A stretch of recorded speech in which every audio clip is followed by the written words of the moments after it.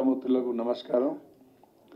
అచ్చంపేట నాగర్ కర్నూల్ బహిరంగ సభలో కేసీఆర్ గారు అనుచితంగా మాట్లాడడం వారి అవివేకానికి నిదర్శనంగా మేము తెలియజేస్తున్నాం. గతంలో కూడా కేటీఆర్ గారు తన తప్పు ఒప్పుకున్నాడు.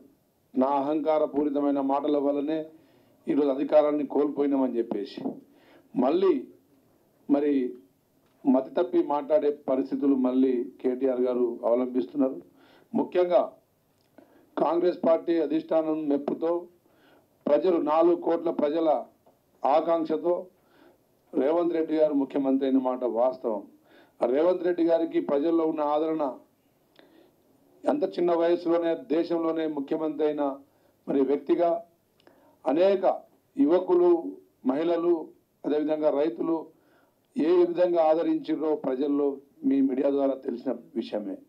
అలాంటి పరిస్థితుల్లో ఈ గత 10 సంవత్సరాల్లో చేసిన తప్పిదాలు మర్చిపోయి మరి సిగ్గు విడిచి ఈరోజు కేటీఆర్ గారు మరి సిగ్గుమాలిన మాటలు మాట్లాడుతూ ఉన్నారు.